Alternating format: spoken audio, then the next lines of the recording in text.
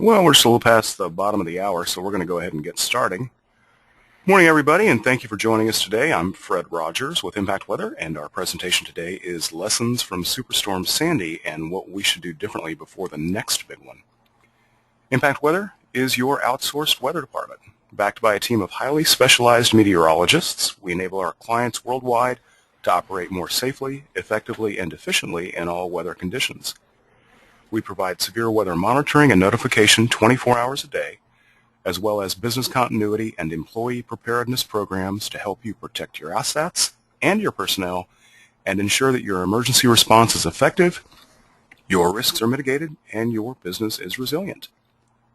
Our presenter today is Ed Schlickenmeyer, the Business Continuity and Quality Manager at Impact Weather. Ed's a 20-year veteran of a wide variety of disruption responses, and he assists Impact Weather clients in readiness activities that include planning, preparing, responding, and recovering. Towards the end of the presentation, we'll also be joined by Chris Wolf, Director of Marketing North America for Impact Weather, and she'll be covering a few of the highlights of Impact Weather's solutions and preparedness. If you have any questions during the presentation, type them in the question box, and we'll try to get to as many of those as we can at the end. However, if we're unable to answer your questions during today's session, please email them to us at ready@impactweather.com. That's ready, R-E-A-D-Y, at impactweather.com. And finally, we'll be posting a recorded version of this webinar that you can share with anyone you'd like to, and I'll send that link out this afternoon. So let's get started. Ed? Thanks, Fred, and thanks everyone for joining us today. We want to take a look at how Sandy impacted the economy, business, people up and down the East Coast, as well as talk about ways you can be better prepared in the future and how to integrate some weather decision guidance data into your response planning. Various statistics are being compiled as we speak regarding Sandy and its impact on America, on the United States. Some key things I wanted to point out include all the flights that were canceled. That's a big impact on business. Some considerations around battery-powered respirators for babies. That's a big concern. Also want to talk about the fact that it was difficult to get to work with subway tunnels being inundated. And another consideration that we need to make often has to do with children. If they're out of school, your personnel, your people, your staff have a hard time getting into the office and making appropriate arrangements. So those are the kinds of things that impact business, impact people, and we want to see what we can do about that. Some other things regarding Sandy, the National Recovery and Coordination Centers get their senior leadership together periodically for briefings, and as of the 15th, these regional directors discussed the fact that there were 121 confirmed fatalities from Sandy. At one point, there were as many as 8 million power outages, but from South Carolina all the way to Maine. It's pretty darn remarkable. And in fact, there are some 62,000 customers at that time that are unable to receive electrical service.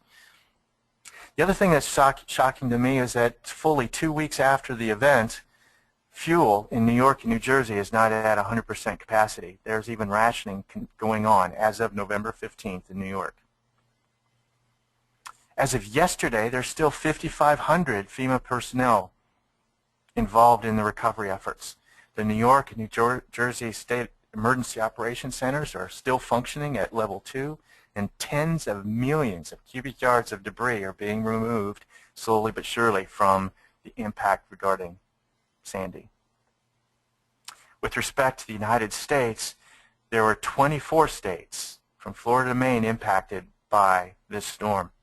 The surge hit New York City on the 29th. The flooding was pretty bad through the tunnels and through the Battery Park area, and estimated dollar impact over $63 billion, which moves Sandy ahead of Ike and behind Katrina in terms of costliest storms to the United States.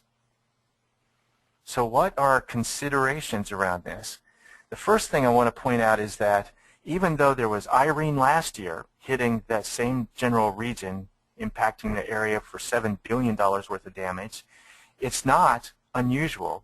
People have short memories, but it's not unusual to have storms in New England.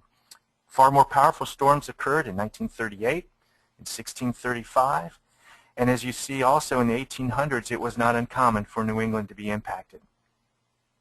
The differences are that it's pretty much a generation apart between a major storm impacting the New England area. Most of the people in New England think of hurricanes as a Gulf Coast phenomenon. Also, the reason the dollar amounts go up so much isn't so much the size of the storm as the fact that the population and the economic importance has greatly increased. And then finally, there was some confusion regarding hurricane versus superstorm versus nor'easter, and that's why you saw some people not quite clear on the matter. And so we're going to talk today about some ways to address that. Specifically, lessons learned come into 4 primary areas. You need to make certain that your personnel is ready. You need to make certain that you have a robust communication plan. You need to continually revise and prepare your planning process. And then finally, this is the one thing that I think was key out of this particular event, is taking warnings seriously. And you can do that through a phased response. And we'll talk about what that means in a little bit. But first of all, with respect to personnel, the idea that a regional outage occurs requires that you need to take into account transportation needs. If you have to have people, certain key personnel on site, you need to think about housing, transportation. How are you going to get them there when public transportation and general infrastructure is damaged? Also need to think about cross-training. Those key individuals may not be able to make it in who are required to keep your business functioning, so cross-training is key. Telecommuting is a great strategy to use. However, it needs to be tested. You need to make certain that you have enough bandwidth in order to absorb hundreds and thousands of people accessing remotely as opposed to just dozens. The other thing that we'll talk about frequently is annual awareness events. It needs to be part of your culture. Your people need to know every year exactly what's expected of them, how to get ready, how to prepare. And like we said earlier, memories are short, so this annual awareness activity will help keep your people safe and sound. And then finally, communication. As we'll touch on this several points along the way, that is the most critical component of your response planning. So with respect to crisis communications, there are several points to consider. We've found in some of our responses here in the Houston area that no one carrier is bulletproof. In one event, a particular carrier was resilient, and the next weather event, their towers went out and the other carrier was resilient. So keeping a diversification is key. Also, when bandwidth gets tight, it's important to remember and how to use text messaging. It's a great strategy during the initial, especially the initial outages after a storm's impact. The other tool that you need to make use of with respect to crisis communications is your emergency mass notification solution. It is a platform that allows you to escalate to multiple devices, supports accountability, the idea that you can reach out to your personnel, let them know what's going on, and then also ask them to respond with different responses that have to do with whether they're okay or not, do they need help, and those kinds of things. Can they report to duty? And then as far as the messaging itself goes, keep it simple and think of these following things. It should be factual and succinct.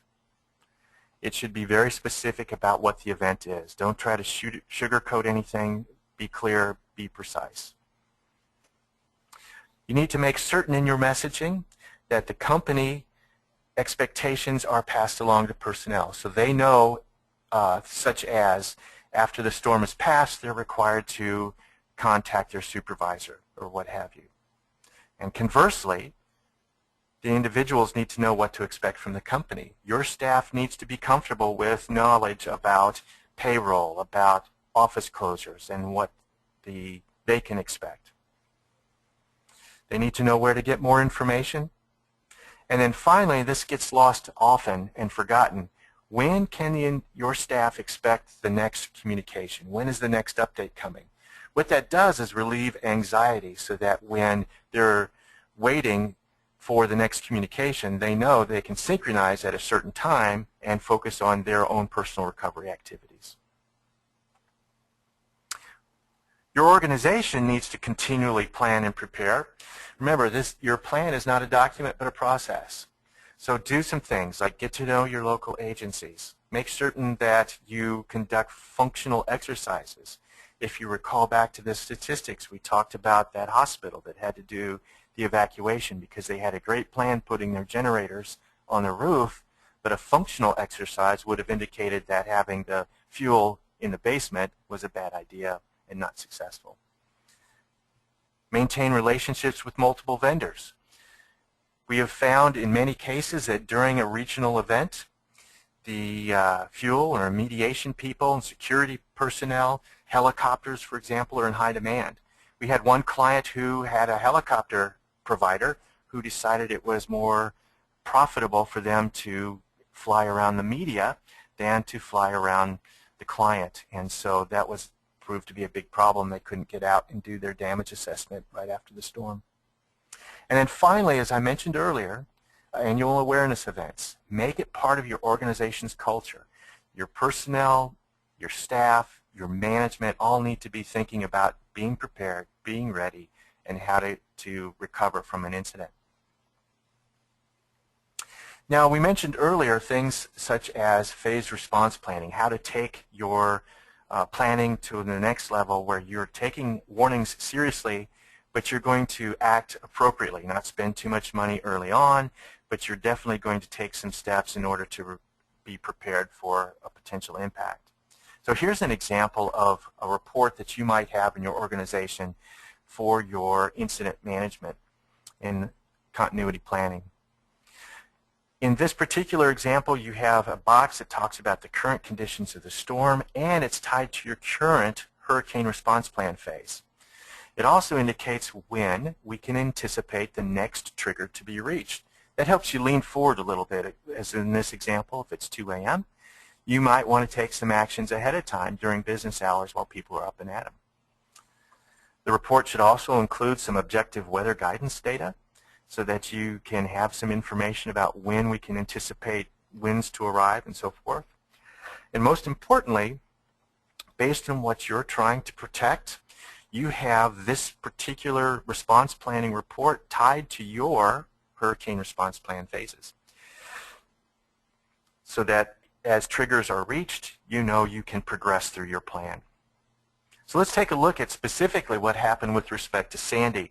We have a Long Island location that we're going to monitor. So at about 4 days out, whatever phase you wish to call it, and we're talking about the 39-mile-per-hour wind fields here.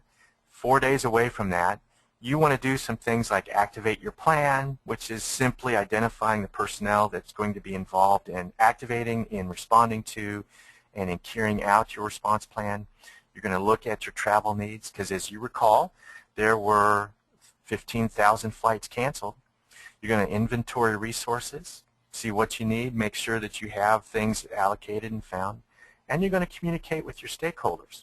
You're going to let them know that, hey, yeah, we see there's a storm that's potentially headed this way. These are the things that we're doing, and this is what we expect you to be doing. More objective guidance data can then be determined to help you make those steps. Is this really something that's going to be impactful to our location?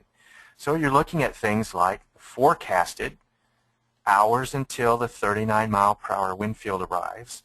And again, I want to highlight that. It's not about the landfall of the hurricane. It is about the 39-mile-per-hour wind field. The reasoning is that's when your first responders stop running. Your ambulances, your fire department, police, they're not going to be able to respond to you when the sustained 39-mile-per-hour wind fields arrive. Trains stop running. As you recall, in New York City, they stopped the buses. Bridges are closed. And so that's when you want to have everything done and people safe and out of harm's way. The forecast doesn't always, especially 4 days out, always match with what is potentially possible, and that's where the worst case comes into play. It's really more of an earliest time of arrival. And so you have a value there at 4, 5, 3 days ahead of that 39-mile-per-hour wind field. The next thing you want to calculate is what is that actual probability of wind impact. We use a 36-mile-per-hour wind field for that calculation because that tends to be the truest with respect to that storm's core size and direction. And then you take that data and you plug it into whatever your response plan looks like. Everyone has a different series of phases or categories or stages, levels, what have you. And you can call them phases by what you're going to do, or you can call them phases by 1, 2, 3, 4, or 5. But the point is, you take certain actions at different timeline periods. In this particular example that we're using today, we start with a hurricane risk indicator being positive. That simply means there's a potential for hurricane impact at your location. Then we start to look at, as I mentioned earlier, the arrival of the 39-mile-per-hour wind fields, and what is that probability? And based on statistical analysis, at this stage, 96 hours, 15% means it's pretty worthwhile for you to take some awareness actions like we identified up above. The other thing that's key to helping you with your alerting and response timeline is calculating when we anticipate the next phase to be reached. That helps you determine if you need to lean forward, if you need to take certain steps, get personnel ready, get reporting ready, alert management, and so on. So as we progress through the plan, we see that when you're about 3 days out, it's looking more likely that your location is going to be impacted. You need to take some additional steps. At this point, you acquire the resources that you need for either communications or boarding up your facility, what have you. You make certain that your write-out team and your assessment teams are able to go home and prepare their personal family concerns so that they can come back and do the work for the business. Start planning your transition and work processes, and again, continuing those communications. So when you're about 3 days out, again, you're looking at those key objective guidance data indicators, forecasted arrival time of the 39-mile-per-hour wind field, worst case, probability of wind impact. And we're going to add another one at this point called the Hurricane Severity Index and the size component. We recommend this when it comes to thinking about storm surge. Various locations have different size components of the HSI that could indicate flooding at your location. Just to back up a step, HSI, Hurricane Severity Index, is something that we developed here at Impact Weather. It's a 50-point scale. It's to give you a better indicator of potential damage at a location, whereas we've found over the years the Saffir-Simpson scale simply isn't sufficient for determining what kind of impact we can get from a storm. So we've put together a 50-point scale, 25 points for size and 25 points for intensity. And in this particular case, at this location, a 12, a size component greater than 12, is going to give us a potential for storm surge. So we want to get people evacuated. We want our facilities clear. At day 2, you start to transition those work processes. You transfer command to an away team.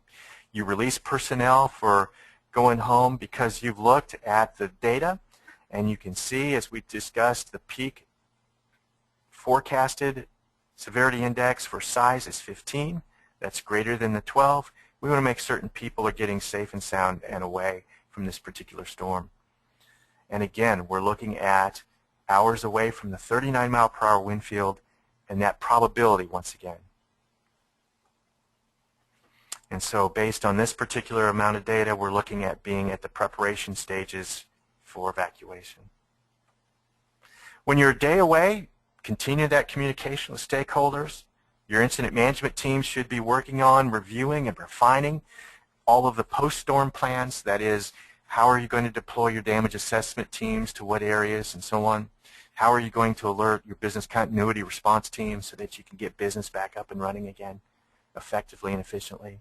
And you're looking at wind profiles to determine not just when the tropical storm force winds will be arriving, but also when they'll be departing, so that you can prepare those damage assessment teams to be ready to deploy at a certain time.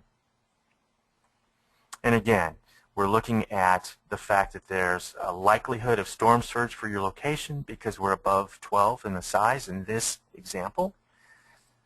And we are now just simply waiting and preparing for the arrival of that 39-mile-per-hour wind field. We should be evacuated. People should be safe and sound behind their boarded up homes. Finally, with recovery, we see that the storm has passed. We want to make certain that we wait for the 39-mile-per-hour wind field to depart so that we can safely deploy our damage assessment teams. We can initiate accountability. In other words, reach out to our people. Are you okay? Can you report for duty? And those kinds of things. And once again, you've progressed through your phases. You're now at the post-event stage. People think of that in terms of hurricanes because you have all of this time to plan and prepare. But we've found that we can deploy phase response reports for various scenarios. We've just discussed hurricanes. You can have them for site-specific reports based on weather conditions at a site. You can also have reports that are rolled up. If you're at a regional or corporate level in support of many locations, we can have a roll-up report. We can also do similar kinds of activities for flooding. It's important and critical to take meaningful actions at various stages along the way. So if we can provide you information 3 and 4 days in advance of a potential flooding event, you can do things like move product from tank to or out of the pipeline. You can start to raise things. You can move things out of a facility that's threatened or put in sandbags, whatever your action plan calls for, and mitigate any kind of flooding responses. We also have the ability to do the same thing for heat and cold. The fact that in the summertime you may have to do some scheduling of resources in order to work around severe heat situations. In the winter, the reverse is true. You may have to take certain actions to protect your pipes, to protect your personnel in freeze conditions. Again, we can provide early advance notice so that you can take meaningful actions based on these reports. So we mentioned earlier we're going to talk about how you know you're prepared. We think there are 6 essential tools that can help you be ready. Again, this is an ongoing process. You're continually improving your business continuity and emergency response program. But we think it all starts with the severe weather alerts. Again, that ability to take meaningful action ahead of time. The fact that those alerts can then come and help you with planning and taking action. We also want to make certain that you have that emergency notification system. Again, that's a tool that allows you to escalate to multiple devices based on different situations and, more importantly, in many cases, get that accountability of your personnel. Who can report to work? Who's okay? Do they need assistance so that your incident management team can provide the appropriate resources? And of course, we think a third essential tool is that incident management program, an ICS structure that allows you to respond to ever-changing actions and situations in a crisis is critical to a successful response. E-plan documentation is the 4th essential tool. It's simply a repository that allows you to have access to your plans, to your checklists from all manner of locations and situations. And as your program grows, you need to have and consider situational awareness monitoring. It's not just about weather. It's not just about traffic, but there's also tools that allow you to keep an eye on earthquakes, keep an eye on volcanoes, disease outbreaks, insurrections, and so on. These kinds of tools greatly assist your program in keeping your organization ahead of the threat curve. And then finally, personal preparedness resiliency. As you can see from the graphic, your corporate preparedness relies heavily on local agencies being ready, as well as the individuals in your organization, making certain that they're safe, that they're prepared so that they can respond and help your business get back up and running as quickly as possible. And then once you've gone through all of those types of things, there is confirmation of readiness and preparedness, and that is through the private sector preparedness program. It's a voluntary program to help build resiliency across the United States. It's managed by the Department of Homeland Security, where a company can align their program and then get certified based on standards from NFPA 1600, as is, and the British standard, which will soon be rolled out to 22301. More information is available at this link, but the beauty of confirmation of certification is that your supply chain, you know that they're prepared and they're ready, rather than just simply taking their word for it. You have some validation and confirmation. And so finally, Impact Weather had some post-Sandy feedback from various clients who had to respond to the event. And as you can see here, we had Progress Energy and so on that were pretty pleased with the information. They followed the similar kinds of responses that we identified earlier here. So with that, I think we're ready for some discussion with Chris. Thanks, Ed. As Fred mentioned earlier, I'm the Director of Marketing for Impact Weather, and Ed gives such a good overview of what services we provide here, but I really wanted to drill down on the point that you made, which is something that ties into what I'm quite regularly hearing from clients, and that is that before they enlisted our services, they were relying primarily on what's available on the internet, what's available for free, and the National Weather Service, which of course uses a Category 1 through 5 classification for hurricanes. But what's so different about our services is the level of drill down that we have and the level of specialization. Ed, you mentioned the Hurricane Severity Index and the fact that we use a 50-point system. And our clients are now tying their response plans into that Hurricane Severity Index, which tells them really important information like the wind field, how strong will the winds be. If you have a facility that's affected by that, you care about that. Sandy had a 12.5 foot above normal storm surge. That's something that isn't necessarily conveyed through a Category 1 through 5 classification. So Ed, I wanted you to just maybe talk a little bit more about the level of specialization of the information that we're able to provide through our services that help our clients be as responsive and prepared and get back to business as soon as possible, thanks to the high level of specification that we have.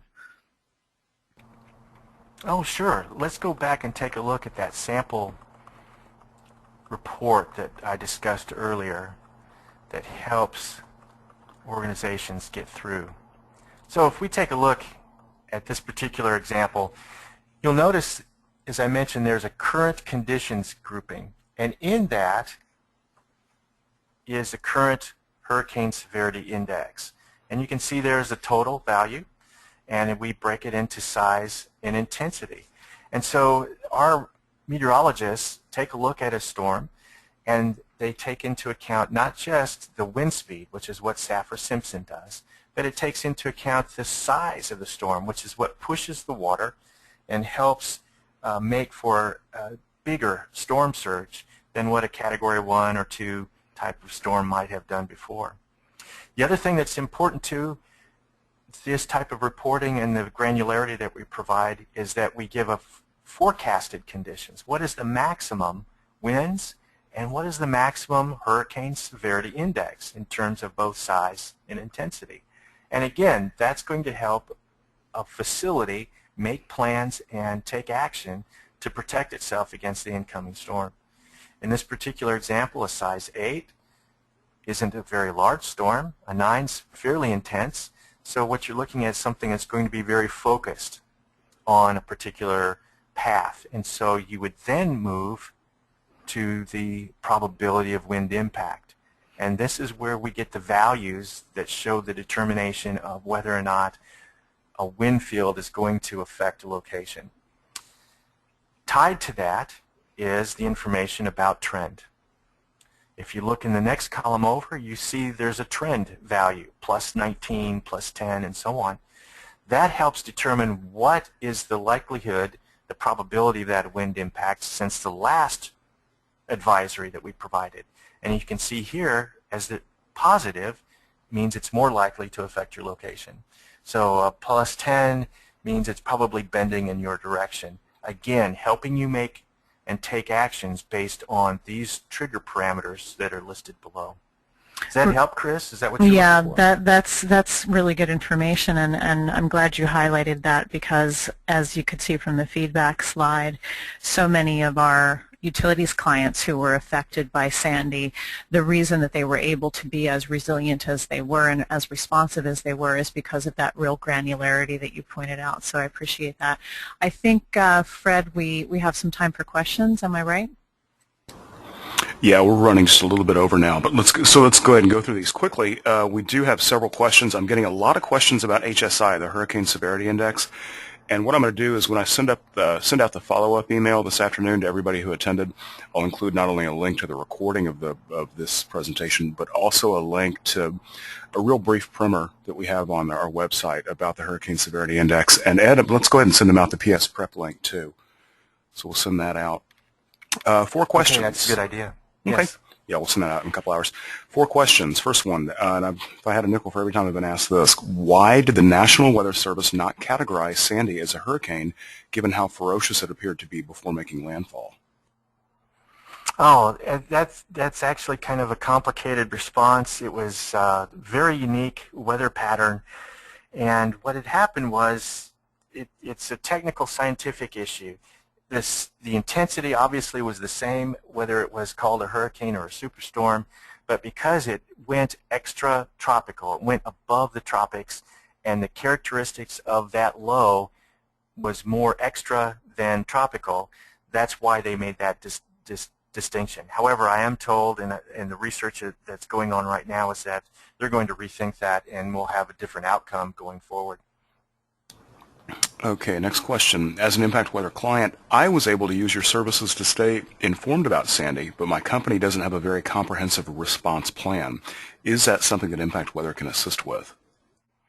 Certainly. That's part of the service here at Impact Weather. If you're a client, we are happy to review your plan, to provide some input, make recommendations, and help get you resolved more safe and ready and prepared.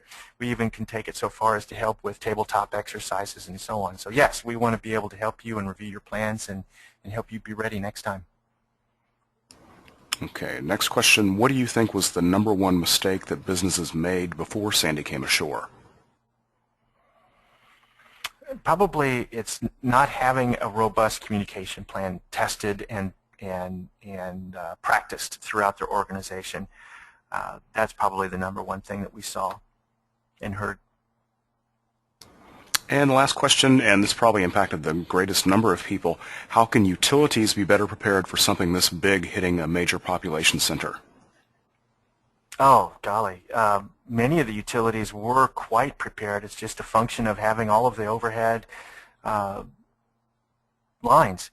There was a great deal of mutual aid where utility companies from all across the United States went in and deployed to staging areas to be ready once the storm had passed to come in and recover. It's just that was a big, big storm. I think their best thing that they can do is utilize this type of weather service where they have some objective weather guidance data that tell them when and where winds and surge is going to be, and then work together in the recovery process. Yeah, I think that's a common denominator with a lot of our clients, whether utility or large-scale retail or restaurants. It's about deployment. So anyway, thank you, Ed. That was a great presentation. Everybody, please contact us if you'd like to know more about how we can help enhance your hurricane response plan, or if you are not yet integrating weather data into your emergency response plan. As always, feel free to contact us with any questions you have, and there's contact information there on the screen. For Impact Weather, Ed Schlichtenmeyer, Chris Wolf, I'm Fred Rogers. Thanks for joining us today, and have a safe, productive winter season.